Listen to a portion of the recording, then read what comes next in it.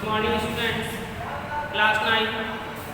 पिछली क्लास में हमने आपको रक्त पढ़ाया था, जिसमें हमने आपको पढ़ाया था कि रक्त कितने प्रकार का होता है तथा रक्त में क्या क्या चीज़ें घुली हुई होती है। उसी के आगे आज हम आपको पढ़ाएंगे कणिका में श्वेत रुधिर कणिकाएं, जिसे कहते हैं ग्रेन्युलोसाइट्स। ग्रेन्युलोसाइट्स कहते हैं। तो इसमें लिखेंगे ग्रेन्युलोसाइट्स प्रायः गोलाकार, ग्रेन्युलोसाइट्स प्रायः गोलाकार तथा 2 से 5 पालीयुक्त केंद्रक वाली होती है। तथा 2 से 5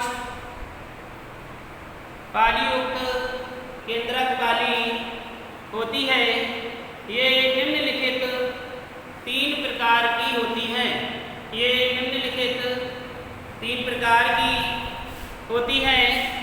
नंबर 1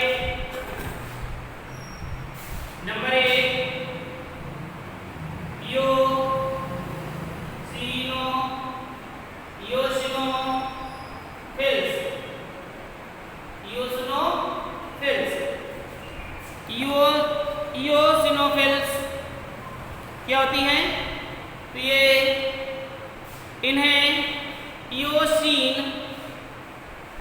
से रंगा जा सकता है। इन्हें इओसिन से रंगा जा सकता है। इनका केंद्रक द्विपालित होता है। इनका केंद्रक द्विपालित होता है। मनुष्य में इनकी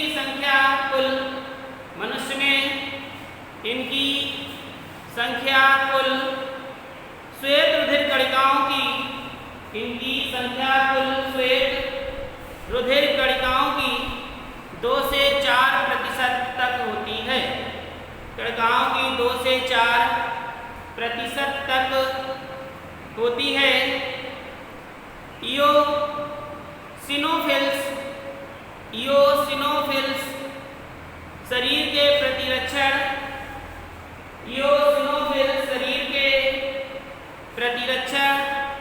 एलर्जी तथा अतिसंवेदनशीलता में महत्वपूर्ण योगदान करते हैं। अतिसंवेदनशीलता में महत्वपूर्ण योगदान करते हैं। देखिए, अब इसका डायग्राम बना लेंगे इस प्रकार से।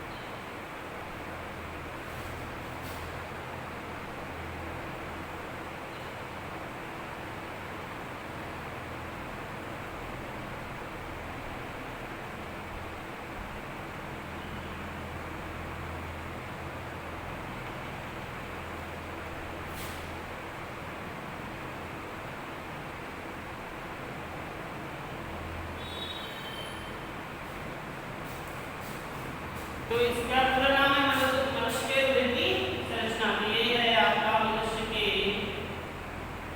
रुधिर की संरचना। तो देखिए यहाँ पर सबसे पहले जो है इओसिनोफिल्स, इस प्रकार से इओसिनोफिल्स हमने आपको बताया। ये जो आप देख रहे हैं ये है लाल रुधिर कणिकाएं, लिम्फोसाइट्स, और ये रुधिर प्लेटलेट्स हैं इस प्रकार की जो बनती हैं।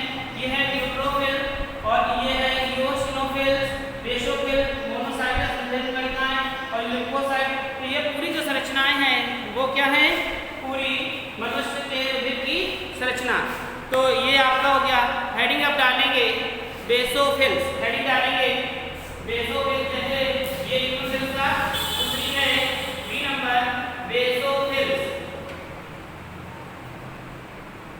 बेसोफिल्स लिखेंगे। बेसोफिल्स में इन कोशिकाओं का केंद्रक, इन कोशिकाओं का केंद्रक एस के आकार का होता है।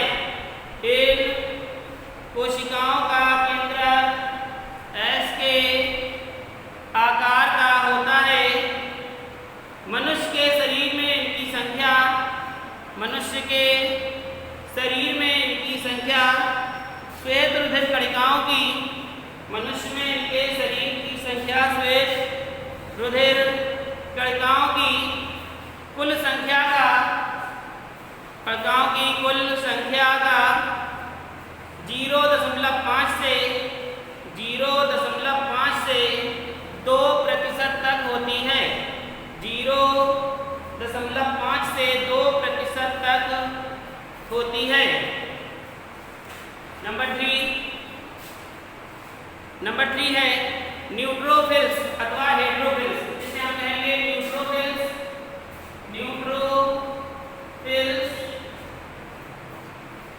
न्यूट्रोफिल्स अथवा हेट्रोफिल्स।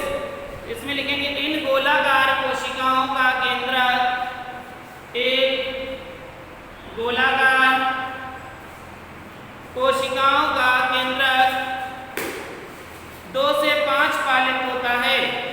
केंद्रक 2 से 5 पालित होता है। इनकी कणिकाएं संख्या में, इनकी कणिकाएं संख्या में अधिक तथा आकार में छोटी होती हैं। इनकी कणिकाएं संख्या में अधिक तथा आकार में छोटी होती हैं। मनुष्य की श्वेत रुधिर कणिकाओं में, मनुष्य की श्वेत रुधिर कणिकाओं में इनकी संख्या प्रायः 60 से 70% तक होती है। प्रायः 60 से 70% तक होती है। इनका मुख्य कार्य जीवाणुओं व अन्य पदार्थों का, भक्षण करना होता है। जीवाणुओं व अन्य पदार्थों का भक्षण करना होता है। नंबर दूसरी हेडिंग डालेंगे आ कणिका में श्वेत रुधिर कणिकाएं। नंबर दूसरी हेडिंग डालेंगे आ कणिका में श्वेत रुधिर कणिकाएं। आ कणिका में बस आपको ये लगा देना है आ कणिका में श्वेत रुधिर कणिकाएं। आ कणिका में का मतलब है इसमें कोई भी कण नहीं पाया जाएगा। ये जो कणिकाएं होंगी वे चिकनी होंगी। आ कणिका में श्वेत रुधिर कणिकाएं अथवा एग्रेनोयूलाइट्स। तो लिखेंगे इनके कोशिका द्रव्य में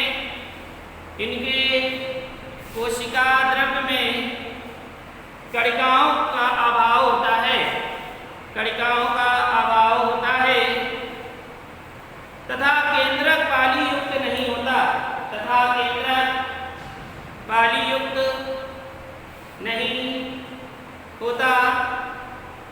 ये 2 प्रकार की होती हैं। ये 2 प्रकार की होती हैं। Number 1 lymphocytes. Number 1 lymphocytes. Number 8 लिम्फोसाइटस। लिम्फोसाइटस में लिखेंगे इनमें कोशिका द्रव्य कम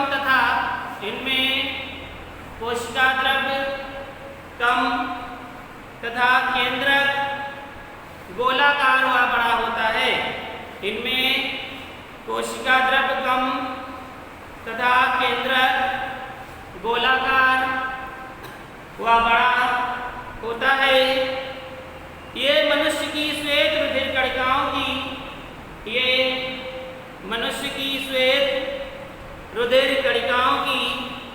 कुल संख्या का 20 से 30% भाग बनाती हैं। 20 से 30% भाग बनाती हैं। ये प्रतिरक्षण का कार्य करती हैं।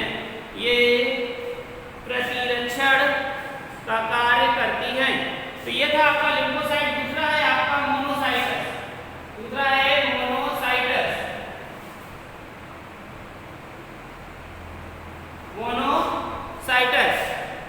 मोनोसाइटस में लिखेंगे ये कोशिकाएं बड़े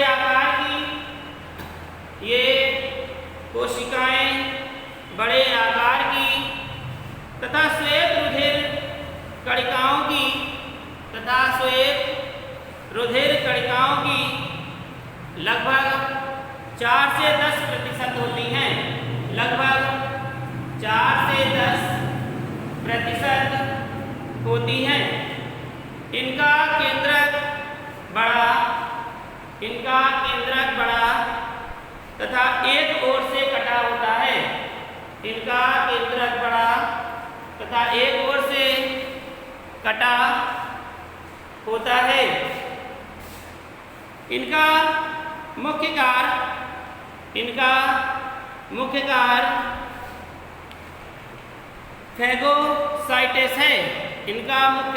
फेगोसाइटस है।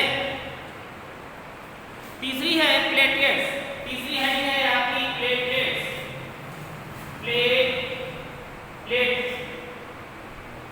प्लेटलेट्स। तो प्लेटलेट्स में लिखेंगे प्लेटलेट्स या थ्रोम्बोसाइटस केवल स्तनियों के रुधिर में ही पाई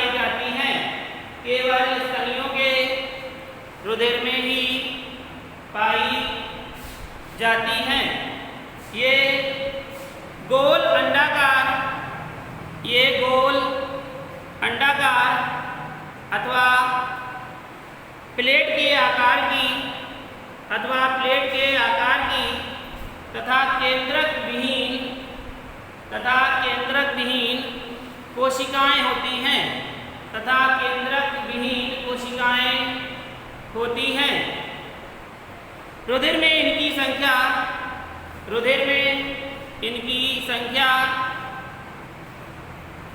प्रति क्यूबिक मिली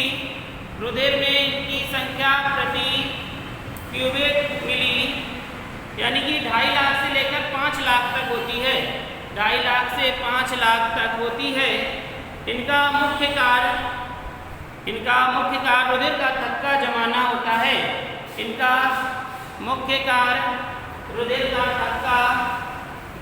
होता है।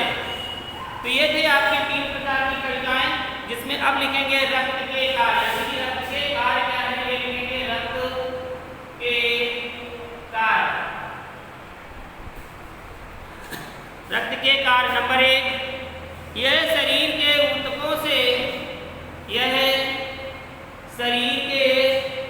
ऊतकों से CO2 को श्वसन अंगों जैसे CO2 को श्वसन अंगों जैसे कि फेफड़ों तक ले जाता है। दूसरा लिखेंगे पॉइंट, श्वसन अंगों से ऑक्सीजन को विभिन्न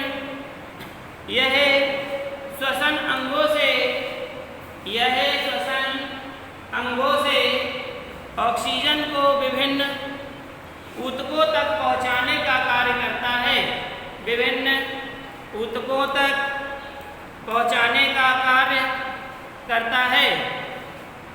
नंबर 3, उत्सर्जी पदार्थों को गुर्दों तक, यह उत्सर्जी पदार्थों को गुर्दों तक ले जाता है, गुर्दों तक ले जाता है, जहां से इन्हें शरीर से बाहर निकाल दिया जाता है, जहां से इन्हें शरीर से बाहर निकाल दिया जाता है। नंबर 4, ये छोटी आंत से पचे हुए, ये छोटी आंत से पचे हुए भोजन को अवशोषित करके, छोटी आंत से पचे हुए भोजन को अवशोषित करके शरीर के विभिन्न अंगों, शरीर के विभिन्न भागों में कोशिकाओं तक पहुंचाता है। शरीर के विभिन्न भागों की कोशिकाओं में पहुंचाता है। नंबर अगला, रुधिर शरीर के ताप पर नियंत्रण रखता है। रुधिर शरीर के ताप पर नियंत्रण रखता है। रुधिर शरीर के ताप पर नियंत्रण रखता है। अगला नंबर, प्लेटलेट्स रक्त का थक्का बनाने में सहायता करता है। प्लेटलेट्स रक्त का थक्का बनाने में सहायता करता है। रक्त का थक्का बनाने में सहायता करता है। तो आपने देखा कि इसके कार्य क्या हैं, यानी कि जो रक्त के कार्य हैं, यह शरीर ऊतकों से CO2 को फेफड़ों तक श्वसन अंगों से ले जाता है और शरीर से बाहर निकाल देता है। फिर श्वसन अंगों से ऑक्सीजन को विभिन्न ऊतकों तक पहुंचाने का कार्य करता है। फिर उत्सर्जी पदार्थों को गुर्दों तक ले जाता है। और इसी प्रकार से रक्त के कार्य होते हैं। और रक्त 4 प्रकार के होते हैं, A, B और O। तो कल हम आपको इसी के आगे रक्त बताएंगे कि रक्त कितने प्रकार के होते हैं और रक्त का कार्य क्या है, रक्त कौन किसको दे सकता है। तो ये आज की आपकी क्लास पूर्ण होती है, इसे जरूर नोट कर लेंगे।